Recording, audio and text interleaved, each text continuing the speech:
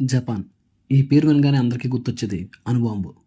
దానివల్ల వాళ్ళు ఎంత నాశనం అయ్యారు, తరతరాలుగా దాని ప్రభావం ఎలా ఉందో మీ అందరికీ తెలుసు. అలాంటి అటాక్ నుండి అంత త్వరగా వాళ్ళు ఎలా కోలుకున్నారు, ప్రపంచంలోని ఒక శక్తివంతమైన దేశంగా ఎలా ఎదిగారు, వాళ్ళు అనుసరించిన పద్ధతులు ఏంటి, వాళ్ళ జీవన విధానం ఏంటి, ఇలాంటి విషయాలు మన ఎవ్వరికీ తెలియవు.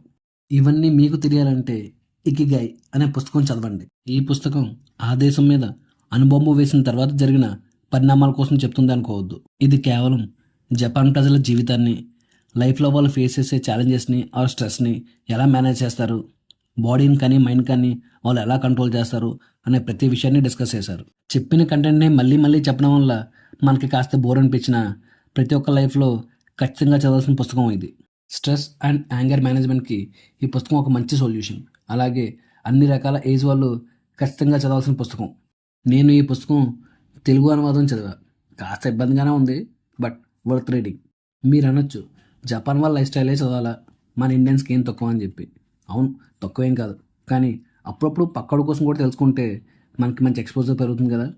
సరే, ఎనీహౌ, తక్కువ పేజీల్లో మంచి కంటెంట్ కావాలంటే ఇకిగాయ్ చదవండి. ఇంతకీ ఇకిగాయ్ అంటే ఏంటో మీకు తెలిస్తే కామెంట్ సెక్షన్లో కామెంట్ చేయండి.